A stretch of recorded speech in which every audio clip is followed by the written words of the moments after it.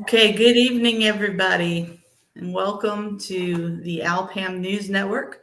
My name is Virginia. I'm your host this evening for our segment, and we've got a very special guest joining us tonight. Our guest is Jason Simmons. He is the chairman of the North Carolina Republican Party. Welcome, Chairman. Thank you for Thank you, being here. Virginia. It's wonderful to be with you this evening. All right. So, you know, you've got such an extensive experience in political campaigns and government administration. So why don't you just kind of give us a little bit of background into your experience before we really jump into everything? Sure. So I appreciate the opportunity to be with you this evening. For the past dozen plus years, been involved in some form or fashion with political campaigns and/or various levels of government, whether it be at the state level, the federal government. But I've had experience working at really all levels of government, whether it be at the municipal level, the state level, et cetera. So really have appreciated the opportunities afforded to me and opportunities to really see how government is supposed to work, how it doesn't work at times, but also making sure, from a campaign side, being able to then put that experience to use and being able to find opportunities to highlight our candidates and to be able to put them in position to win. So, I've really enjoyed my experiences, especially working on presidential campaigns for the past 4+ cycles. And really, there's nothing else like a presidential campaign and the adrenaline that comes with it. I bet, yeah. You want to just talk about which campaigns you worked on? Sure. So briefly with McCain in '08 during the primary, and then in South Carolina, and then with Romney, both in the primary and then in the general election here in North Carolina, and now with President Trump as the state director in 2016 for his campaign in North Carolina, and then covering multiple states across the Southeast for him during the 2020 campaign, and then now been with the NCGOP first as the executive director from the conclusion of the 20 campaign. So early in 2021, joining Chairman Whatley at the NCGOP, and then coming on board this past spring to become the chairman of the NCGOP, and grateful for this opportunity and honor to do so when Chairman Whatley was elevated to serve as the chairman of the Republican National Committee. So let's talk about that. Let's talk about what was it that kind of motivated you to accept the role of chairman or take on the role of chairman of the North Carolina Republican Party, and what are some of the top goals that you hope to achieve as chairman? So wonderful. Really, as we see the opportunities that we've had these last couple of cycles here in North Carolina, especially as Chairman Whatley put together a real good team and an infrastructure that saw great success in 20, and then again in 2022 with being able to sweep the judicial races again for the second cycle, which allowed us to flip the Supreme Court, being able to assist Ted Budd to victory during that cycle. Really, the infrastructure for winning and that formula has been in place. And so when Chairman Whatley was asked to then serve on the national level, it was really came down to how do we continue that success? And so in conversations with him, and especially with President Trump, was asked to then stay in North Carolina to continue on and make sure that that infrastructure that's been put in place continues and make sure that we're ready for this November. Okay, all right. So with your background that you have, your extensive background actually in campaign operations, let's talk about how you want to mobilize and energize our Republican base here in North Carolina ahead of the election in November. Yeah. So statewide elections, especially here in North Carolina, often come down to a difference of about 250,000 people. And what do they do? Where do they vote? How do they vote? Are they going to vote? And so it's really going through that process that we are in right now of identifying those individuals, targeting them and messaging to them, and being able to figure out what motivates them. How are they going to go vote if they're going to go vote? and what's going to be that message, what's going to be that platform, how many times do we need to reach out to them that is really going to drive that.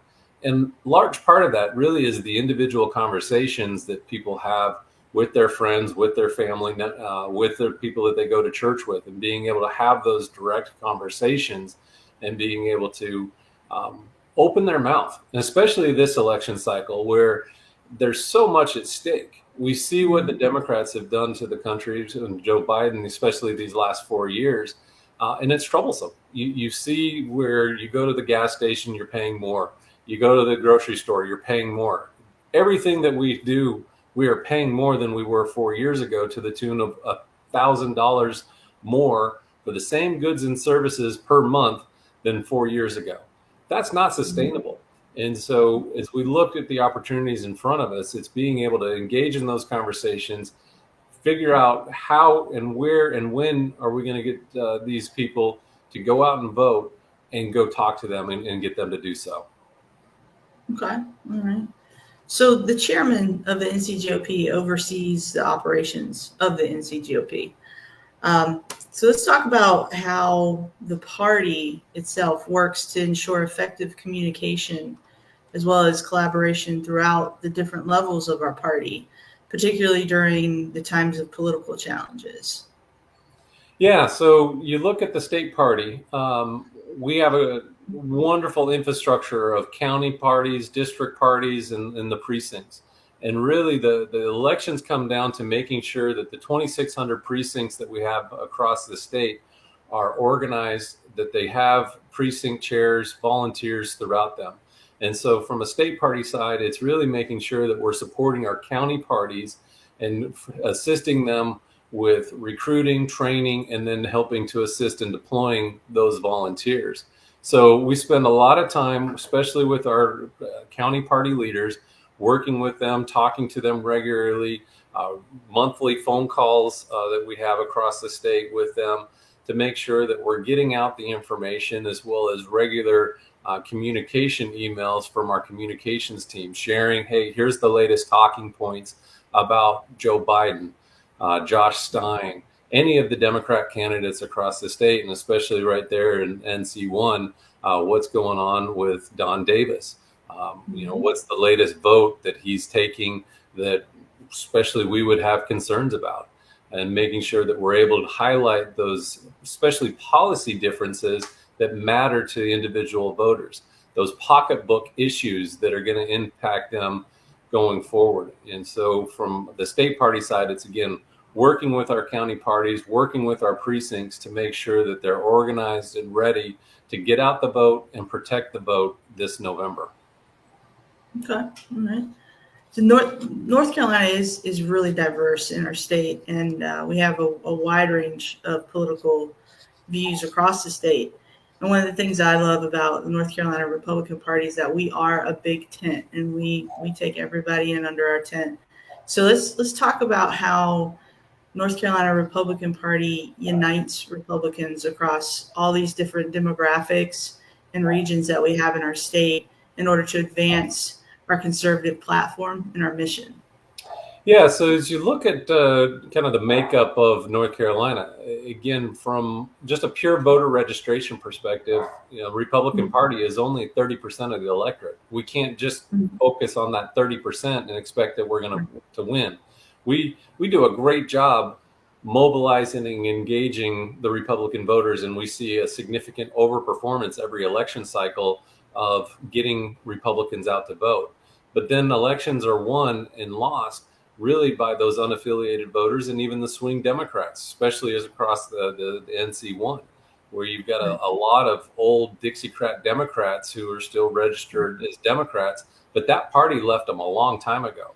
And so it's engaging with them and talking to them, especially the unaffiliated voters, and highlighting those policy differences between Democrats and Republicans and how the Republican policies really are impactful and make a difference to individual voters and their families, regardless of geographic or demographics, race, gender, etc. That we talk to the individual voters across the state about why Republican policies make a difference. Again, voting on issues, especially when we look at what happened with Joe Biden day one, canceling the Keystone Pipeline, that impacted everybody when prices go up, regardless of who you are. And so we want to make sure that we're reaching out to every voter and highlighting why Democrat policies have failed all of us. All right. So building strong relationships with stakeholders is a crucial part of political leadership. Yeah. So please discuss your approach to stakeholder management and how you intend to foster positive relationships with party members, elected officials, and community leaders together. Sure. End of the day, we are all looking for the same thing, and that's to be able to make sure our families are taken care of and in a better shape. And so, especially when we can come from that perspective, where we're all in this effort to leave a better community, leave a better state, and make sure that our families and our children, our grandchildren have a better opportunities than we did. When we come from it from that perspective, it becomes a very easy, and where we're able to set aside differences, and much of the goals that we all have are the same. Tactics may differ, and that's where open conversations and dialogue is important, where again, you and I may differ on how or what we might want to do, but at the end of the day, desire to make sure that we leave a better future for our children, our grandchildren. And so setting aside really those differences and being able to listen, to hear one another, to be able to set aside ego, to be able to set aside your own pride.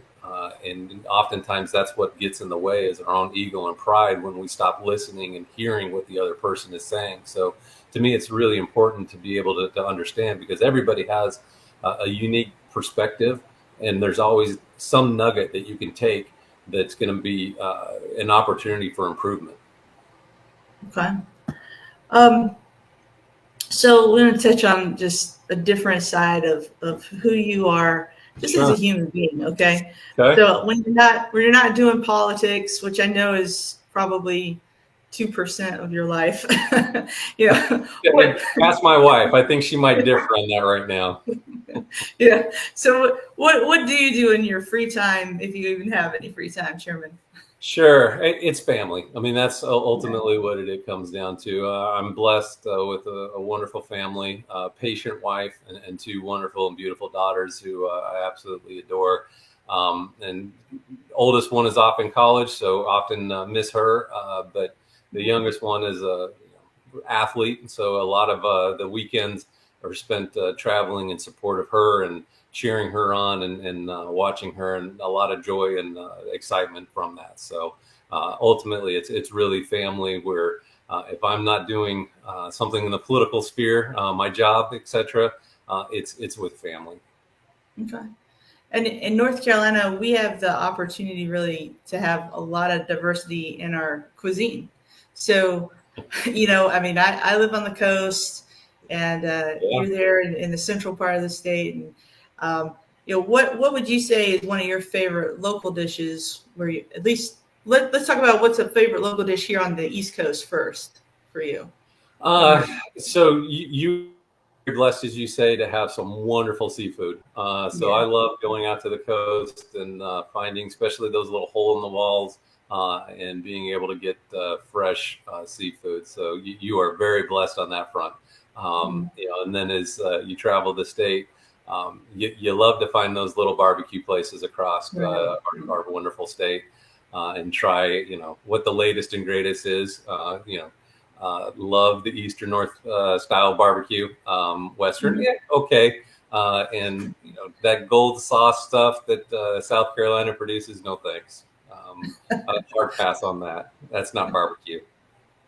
Yeah, we have a lot of good stuff. Yeah, I mean, Eastern, Western, you got it. It's all over. So just hopping back into politics a little bit there. So what do you see as the biggest opportunity that faces the North Carolina GOP at this time? We are well positioned for a great night on November 5th. You look at our candidates, and I take our candidates every day, all day. We have wonderful candidates with Donald Trump at the top of the ticket, and then you travel across our state, and we have wonderful local candidates running across the state in county commission seats, etc. And I love sitting down with them and talking to them.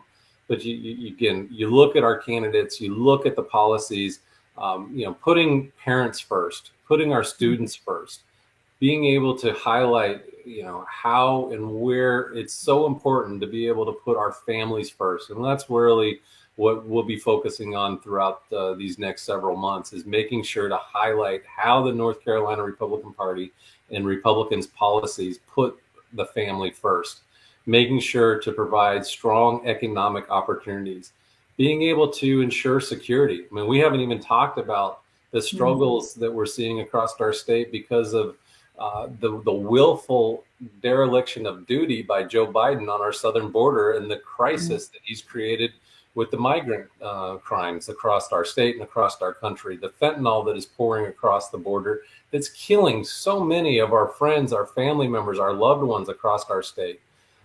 These are things that are very troublesome. And then you look at the education opportunities that our General Assembly has really put forward and supported by Lieutenant Governor Mark Robinson and so many of our other candidates, which again empower parents, empower students, and help our teachers, as well as making sure that our classrooms are an opportunity to really empower our students and not, as the Democrats do, really cater and kowtow to the Democrat special interest groups and especially the teachers unions. I will stand with our parents, our teachers, and our students every day first. Mm-hmm.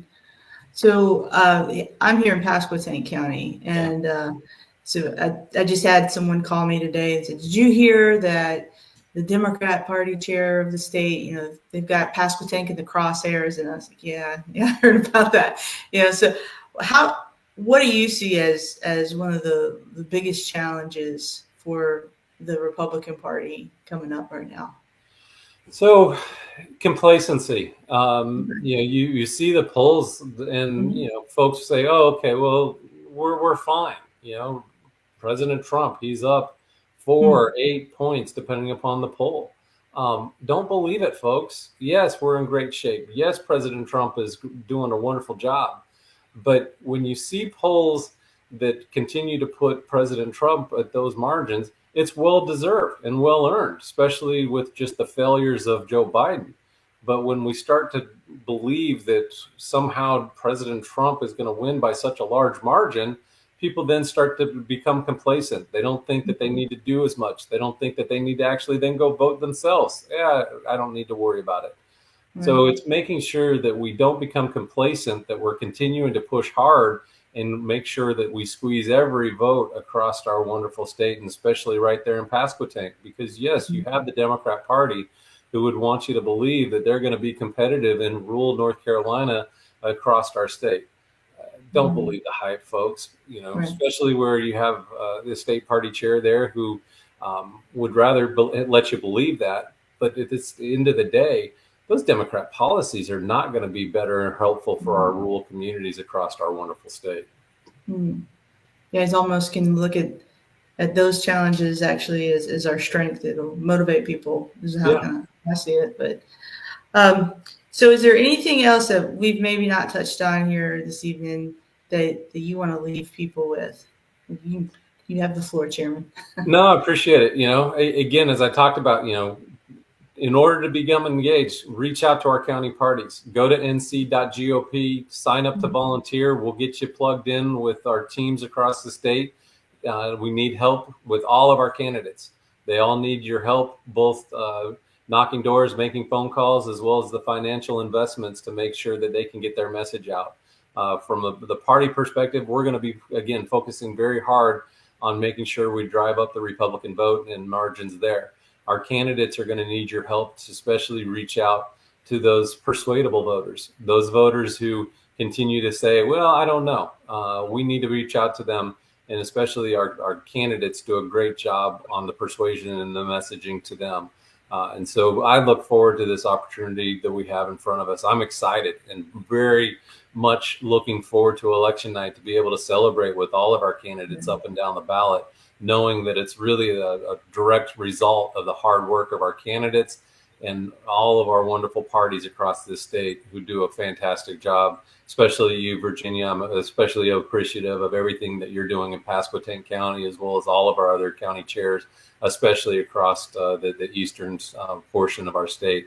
We are seeing tremendous results and really great strides across eastern North Carolina as people are starting to recognize that Democrat Party that their family members grew up with left them a long time ago. And now it's time to really awaken and do your homework and understand that the Republican Party and their policies are what's going to be best for you and your family. All right. Well, thank you, Chairman. Thanks for joining us tonight. Thanks for sharing your perspective on all of this and giving us this insight on how to just get out there and like you said, not be complacent, not have that apathy, but really go after it and not leave it behind.